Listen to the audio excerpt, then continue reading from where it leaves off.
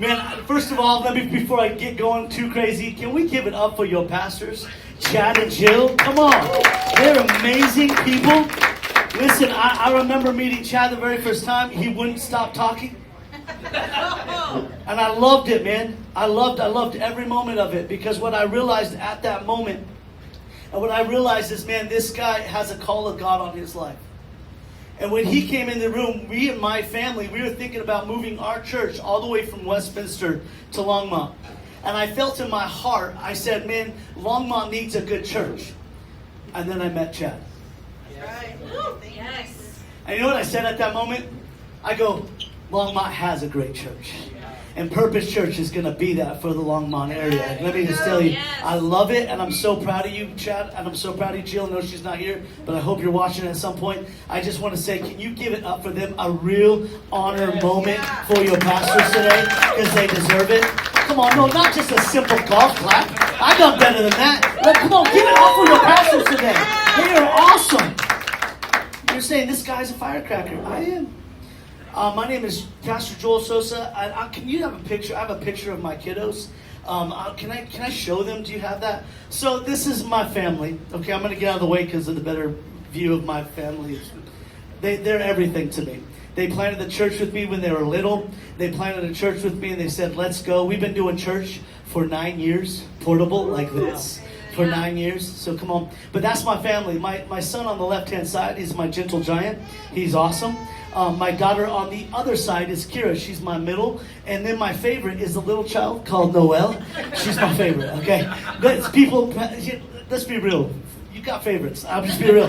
So she's my favorite. But my ultimate favorite is my wife, Nicole. My wife is pastoring and she's leading right now. And I just want to honor her and say thank you to her for preaching so I could be here today and do great things at Echo City Church. So I just want to honor her. Now the picture on this side over here, I'm just going to move over here so you can see it. The picture on this side is we have a key.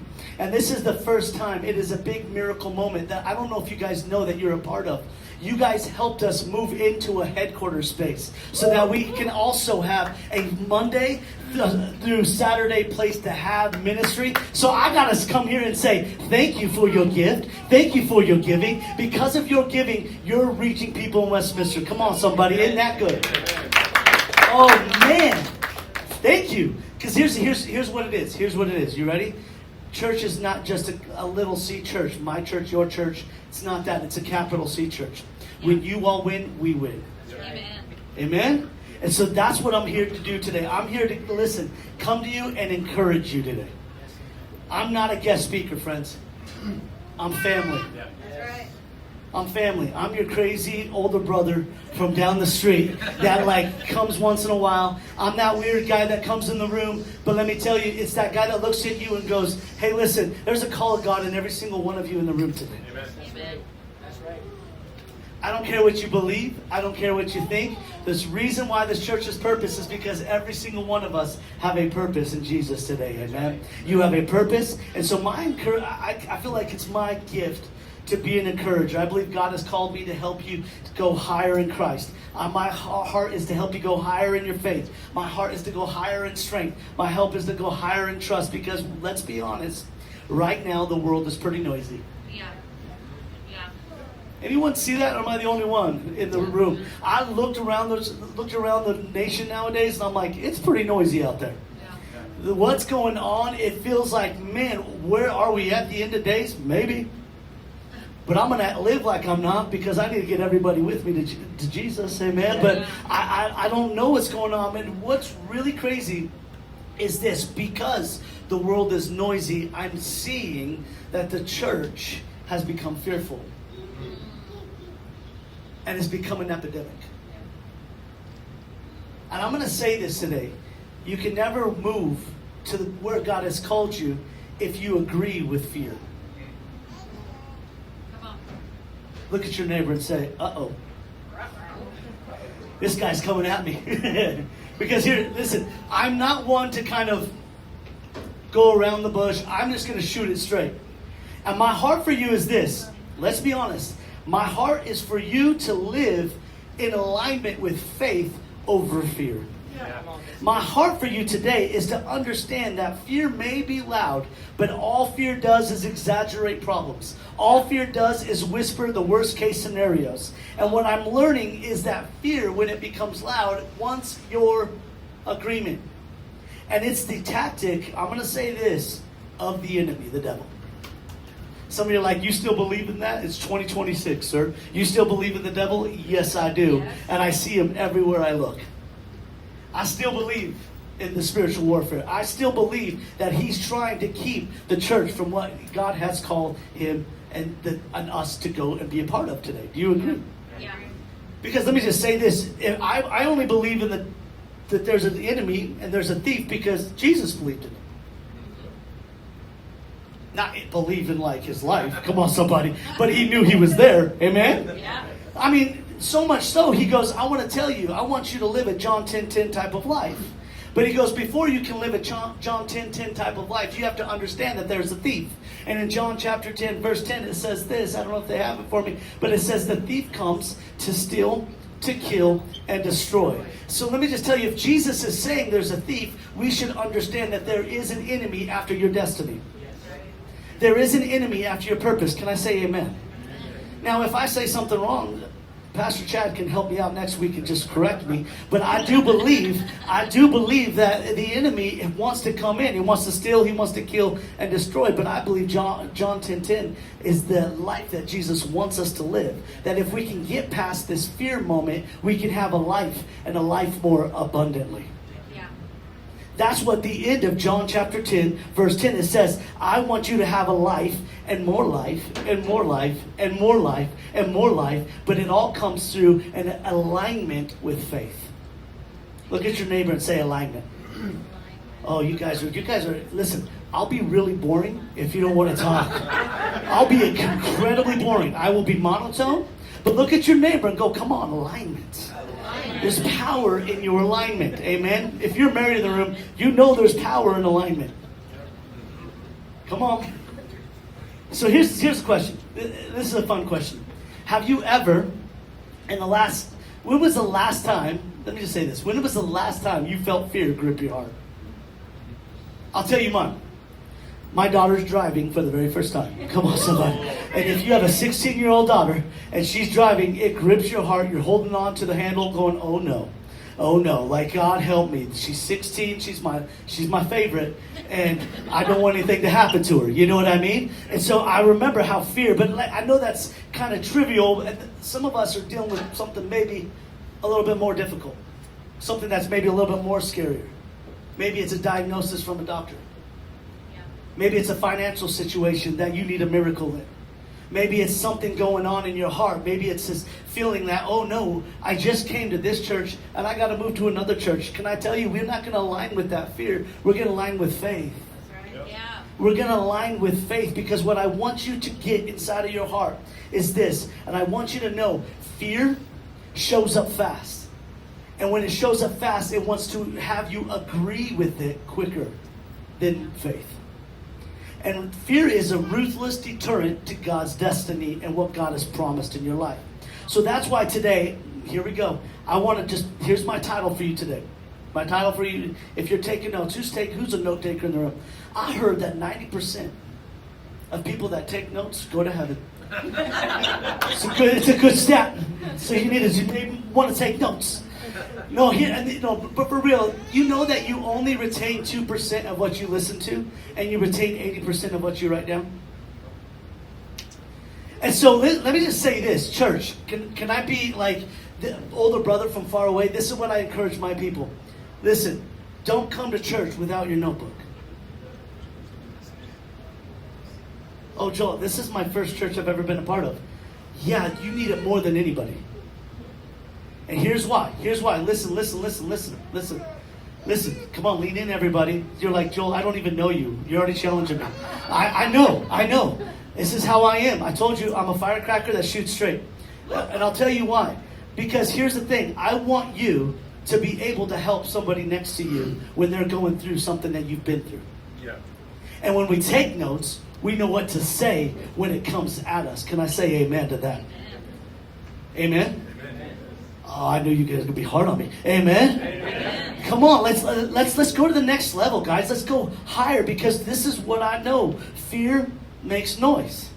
But today I want to share with you something. That fear is seeking agreement with noise, but faith is seeking alignment with Jesus.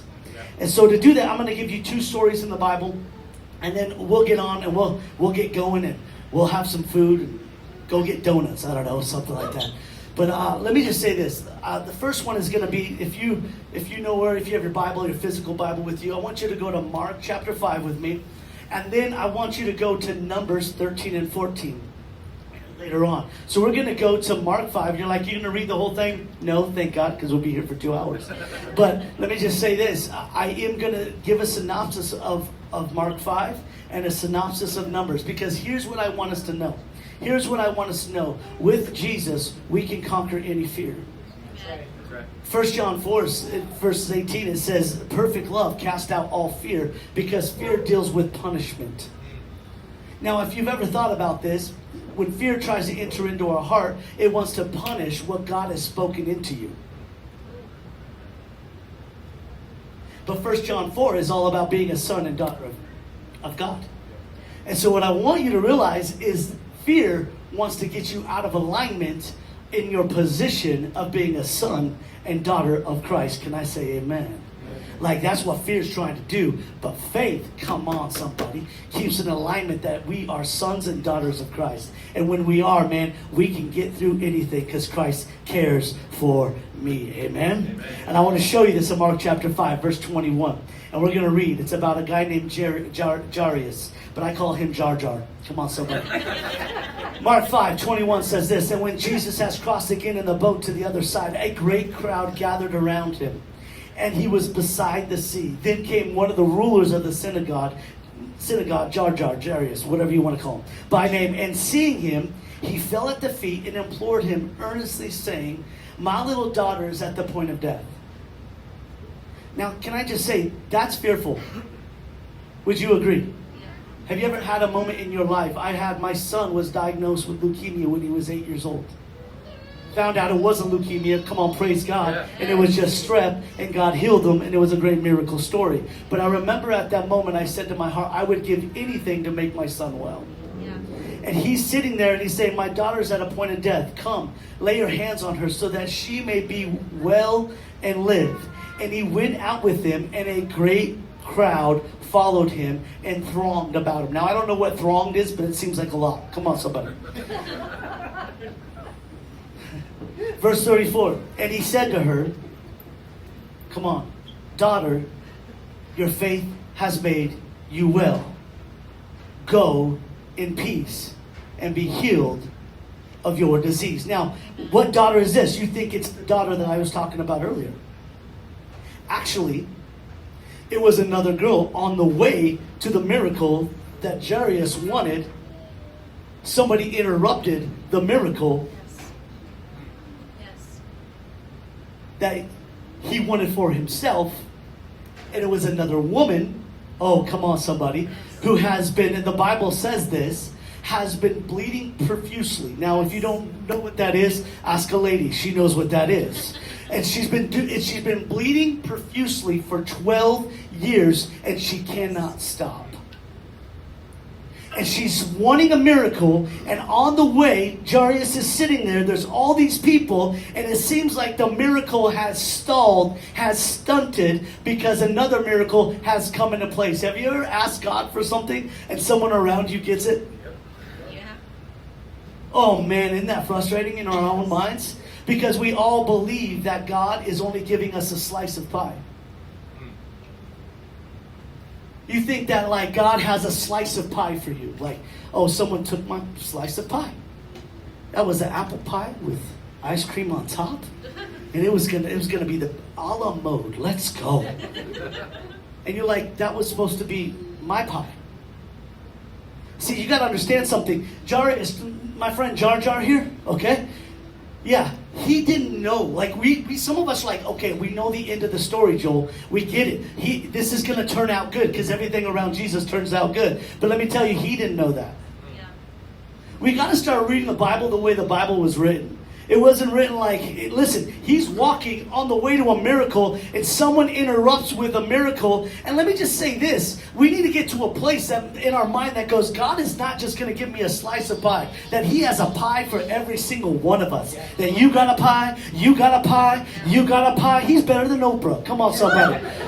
I'm just saying today, like, this is who God is. You're not just going to get a slice of pie. You get a whole purpose that God has planned for you. That in your mother's womb, he had you in mind, and he knew that he's going to give you the pie that you were called to. Come on, somebody. That's what we need to say amen about.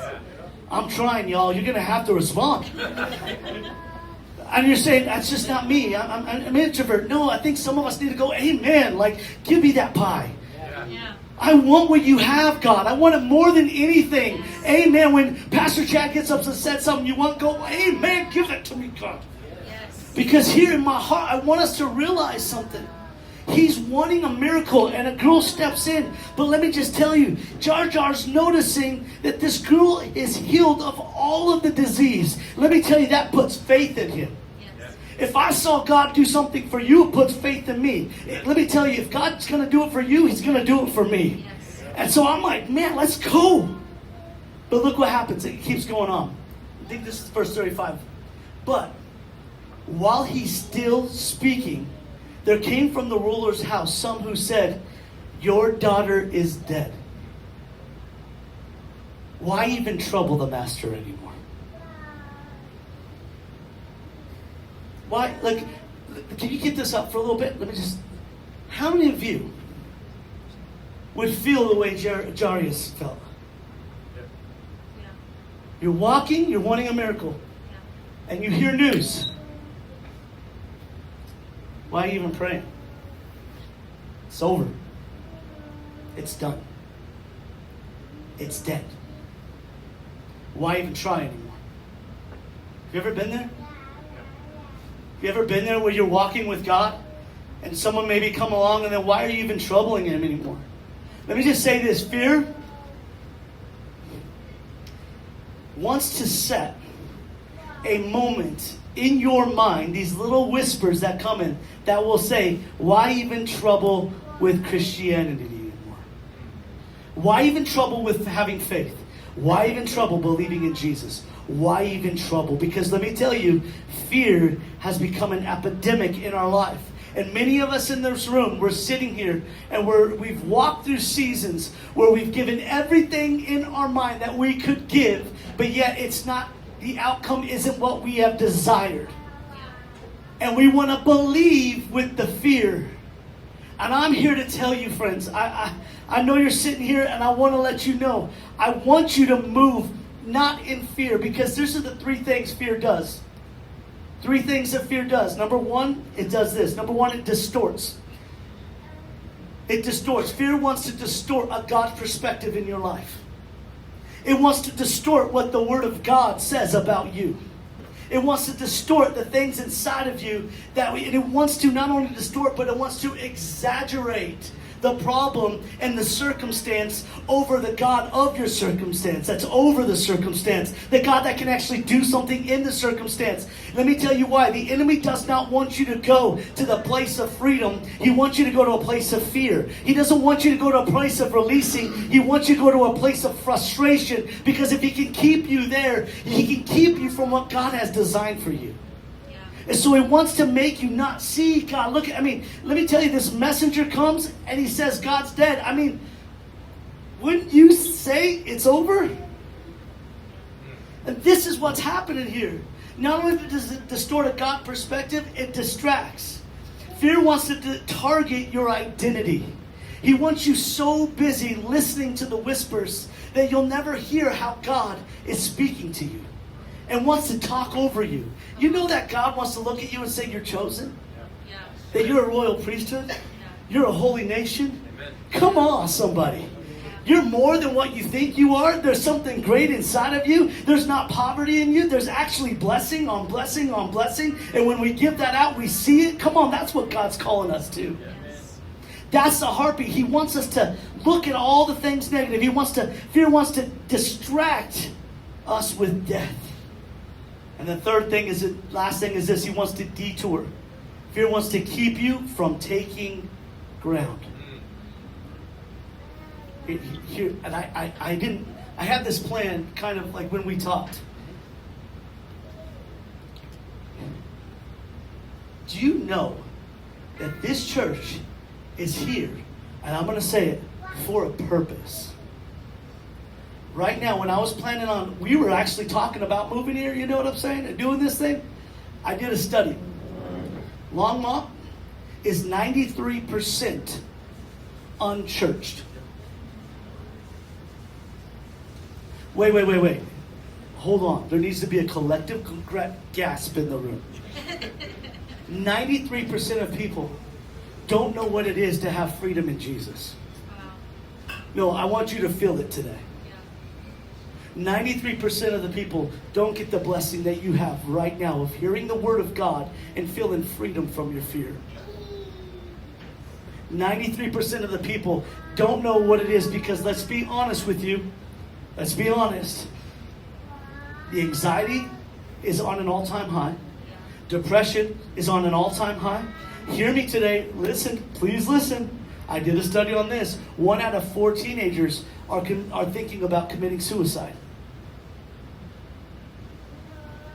There's some of you, and I'm feeling this in this room right now, that have contemplated in the last 2 weeks, you've wanted to take your life. It's got real. I know it did. There's somebody in the room. But here, I want you to know something. I want you to know that what the enemy does not want you to do, he does not want you to come in alignment with Jesus. He wants you to come in agreement with fear. Because if he can stop this church from doing what it's called to do, can I tell you, we're not a threat to him. But I don't know, this church wants to be a threat to the kingdom of hell. I want to say that again because that was a good point where you could have said amen and let's go. I believe that this church wants to be a threat to the kingdom of hell. I believe that this church is not just going to back down, but we're going to walk forward with strength and dignity and understand, man, with God, all things are possible. I love what Jesus does in Mark chapter 5, verse 36. He overhears the messenger. He overhears them coming in. And look who put that up for me. It says this. But overhearing what they said, Jesus said to the ruler, he said to Jar, listen, my buddy, listen. Don't fear. Only, everyone say it with me. Believe. Oh, no, you're going to have to say it better than that. Only. Believe. That's the kind of way you say believe. We don't just say believe. We say believe. Come on. Don't fear.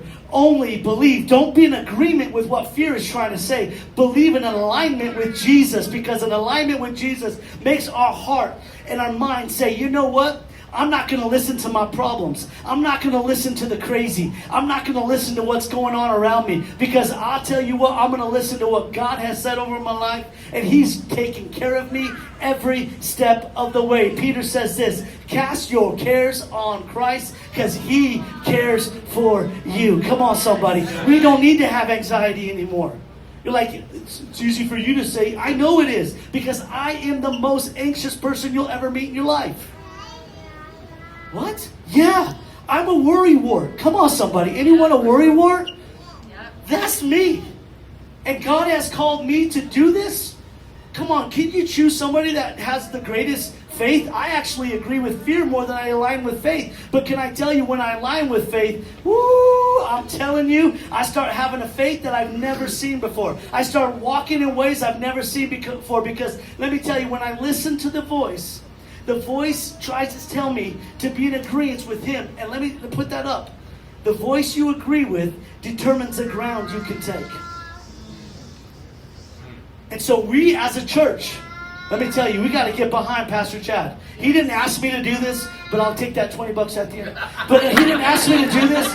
But let me just say this. We got to get behind him and not be afraid of going 15 minutes, 10 minutes away. And we got to say, we're behind you, Pastor. We're going forward in the name of Jesus. I'm not going to align with fear. I'm going to align with Jesus, and we're going to take ground around that area. Come on, somebody. What a great opportunity. 700 people coming in this area that need a church. Let's go. Yes.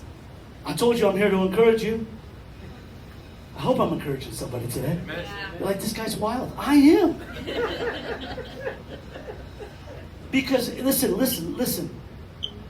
I want us to be like the two spies. I don't know if you've ever read Numbers 13 and 14. Have you ever read? Anyone ever read about the spies? Come on. You've read it? You've read it? There's only like 4 people. So you all got to need to go read Numbers 13 and 14 when you get home. Homework. You ready? You guys got homework. How much time do I got? 10 minutes? 15. I'll go 10. Because I'm going to end it right here. This is going to be good.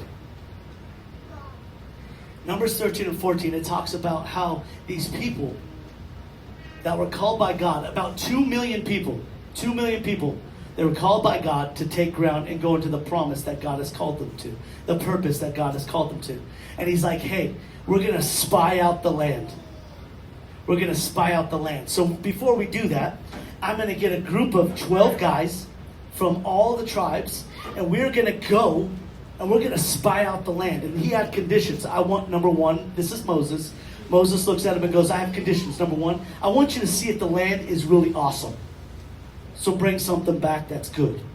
I want you to look at the people. I want you to see if the people are scared or if they're strong. I want you to just come back and tell me, report back to us how good or how bad it is. Let me tell you, it was so good. These 12 spies come back, and they're carrying a bushel of grapes. 2 guys had to carry the bushel of grapes. That's some big grapes, y'all. 2 guys are carrying a bushel of grapes, and they're moving through, and they're walking through, and they come back, and they're like, wow, look at the fruit of the land. The fruit of the land. And man, I don't know about you, but if I look over at this new opportunity that you guys have, I'll be like, look at the fruit that's in front of us. Look at what's going on. Look how amazing this place actually is. And so they come back and they report that. But then, listen, this is the scary part. But then, out of the 12, 10 of them were like, but, however, yeah, that's some big grapes. But there's also really, really, really, really big people. So, let's just not. Because let me tell you, it's easier not than it is to. Let's just stay where we're at. Because comfortable, I believe, is putting the church in crisis. Come on, somebody. Yeah. Comfortable is making the church be quiet when we need to stand and rise. Yes. And so here they are. They're going, however, and I'm just going to prove it to you. It says, there they saw Nephilim, the sons of Anak. You can do your own study on the Nephilim, because that's a whole other sermon. Yeah. And he goes, and we seemed to ourselves like grasshoppers. And so we seemed. Remember what I said? What are the 3 things fear does? It distorts, it distracts, and it detours. And then 2 guys, which I love, I feel like I want to be these guys. There's 2 guys named Joshua and Caleb. Listen, if you're going through a crisis in your life, you need to get a Joshua and a Caleb, people that look at your life and go, you can do it. Amen. Come on. Don't be in fear. Walk in faith. I feel like I'm that other spy that comes in and goes, come on, yo, we got this. Oh, however, no, stop with the buts and the howevers. They're always going to be big. But let me tell you, your faith has to be bigger. And so when he looked at him, they're like, please, please, don't do this. And you know what the scary part is? You ready? Here's the scary part. 2 million people believed in the 10 more than the 2. And because of that, 2 million people never got to see the promised land. Not because God didn't want to give it to them. It's because he understood the fear would always keep them away from it. Yeah. And my heart for you to do is this. And I really want you to know this today. If you're taking notes, which I said we all should, you want to write this down. Fear is loud, but it doesn't mean it should be leading. Fear is loud, but it doesn't mean it should be leading. And I want to read the end of the story that I started with in Mark chapter 5, verses 37. And band, come on up, because I'm landing the plane. Come on. I'm landing the plane. This is the end of the story. You with me? Remember, I talked to you about Jar Jar. So you're like, what's the end? What happened? Let me help you out. It said this, Mark 5:37. Jesus said, I want no one to go with me except the few people that are going to put faith in me. And he goes, I want John, the brother James, I want James, and I want Peter. You guys are going to come with me, and all this huge crowd, stay here. Because I don't need anyone bringing fear to my friend. And then it keeps going on. Go to the next one. Go to the next one. They came to the house of the ruler of synagogue, and Jesus saw a commotion. People weeping and wailing loudly. Remember I said fear is loud. Like, it's over. It's done. We just gotta mourn now. We just gotta grieve. It's done. Everyone, it's over. It's over. And I love what Jesus' response to this moment is. He's seeing all these people, the messengers saying it's over, the crowd weeping, and it even says, look at this in Matthew 5:39. And when he had entered, he said to them, why are you making a commotion and weeping? Why are you agreeing with death? Why are you agreeing with fear? This child is not dead, but it's sleeping. Come on, somebody. And they laughed at him. Not only did he have loud noises going on, but he has people that are supposed to be followers of God laughing, saying, come on, man. Come on, man. Are you serious? But I love this. But. Everyone say but. Some of us need a good but in our life. But he put them all outside. Some of you just need to grab your fear. And maybe for 5 minutes go, oh, it's over, it's over. But then after that 5 minutes, take that fear and just go outside of it. Yeah. Go outside of the fear. And just imagine with me like this moment. What if God can? Yeah. Oh, look at your neighbor and say, what if God can? What if God can? And he took the child's father and mother and those who were with him and went into where the child was. Taking her by the hand, he said to her, Talitha Kumai, which means, little girl. My friends, followers of Jesus, Purpose Church, listen, I'm here today to tell you, arise. Arise, believe, have faith. The God of the impossible is on your side. The God of the impossible is never going to leave you. The God of the impossible is never going to forsake you. The God of impossible loves you. No matter what you do, no matter what you see, He's with you. And He's going to rise you to a higher level. Come on, little girl, I say to you, arise. And immediately the girl began to get up and begin to walk. And they were immediately overcome with amazement. See, why? Why would we believe? Why would we have faith? Why would we do this, Pastor Joel? Let me tell you. Because alignment always makes room for amazement. Amen. Oh, I'm going to say that again because that was a part you could have said amen. Alignment makes room for amazement. Listen, you want to see the glory of God? You want to see God do what He did in the Acts church? Begin to align your faith with the Word of God. Begin to align your faith with God, who God says you are. And when we do that, woo, I'm telling y'all, we're going to see amazement. People are going to be in awe. Many people are going to flock to Purpose Church because they're going to go, wow, what's happening here is, man, I got to be a part of that. This church loves Jesus. This church is aligned in faith. I'm with that. And we're going to see people come to know Jesus. Come on, that's our heartbeat. And the glory of God is going to be established here on this earth today. That's what I'm talking about. The awe of God will be in the house. Do you want that? Yes. Oh, that was okay. I'm trying my best up here to get you to just say amen one time. Do you want that? Yes. Do you believe it can happen? Yes. No. Do you believe it can happen? Do you align with Jesus today? Then everyone stand to your feet. Stand to your feet in the house. Because here's the thing. I believe it's the voice of Jesus that he said to Jairus. He said this. Don't be afraid. Just believe. And today, I don't know where you're at. Maybe in this room, if I can get everyone's eyes closed and no one looking around. I know we're going to put a song in at the end, but I just feel like this moment is right now. Some of you have agreed with some things in your life that you know aren't aligned with Jesus. You're just aligned with your fear. You're aligned with your worry.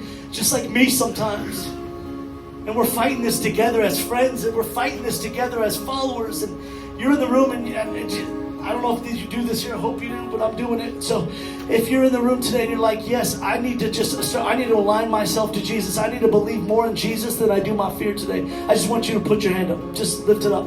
Don't be afraid. Thank you. Yes. Thank you. Yes. Yes. Yes. Yes. Come on. Join them. There you go. There you go. All these hands are going up everywhere. Because thank you. Come on. Thank you. This is awesome. Give it up for these guys that said yes to this today. Now we're just going to pray a simple prayer. And then you'll go into your song, right? We're just going to say this. Say, Jesus. Come on. Say, Jesus. I'm tired of my agreement with fear. And it's now time. Say, it's now time to align with you. Lord, I seek you and I find you. And the promise is, come on, say, the promise is that you will be with me forever. So let me pray over you. Lord, I pray for every single person in the room today. I pray that as their hands, as they walk in a new idea, they walk in a new identity, and that's a son and daughter of Christ. I pray, oh Lord, that we would walk in a new way. We would believe in a new way. We would hope in a new way. We would see you in a new way, Lord. I pray that the scales would be lifted off of their eyes. And Lord, as they begin to believe, Father, that they would have a new type of faith. A faith that says, man, I will go to hell and back for Jesus because I know I'm always going to come back because Jesus is with me always. And so, Lord, I pray today that you would walk with Purpose Church. I pray a blessing over this church. Financially, I pray a blessing over this church in many ways, influence leaders come into this place. And I pray, oh Lord, for Chad and I pray for Jillian. Lord, I pray that Pastor Chad and Pastor Jillian will begin to see new visions and new ideas that come directly from the heart of God. And as we move forward, Jesus, as we walk out the doors today, that we would be changed and we would be new and that we would see you in a different way. And in Jesus' name, we all said amen, amen, amen. Come on, give God a shout of praise. He's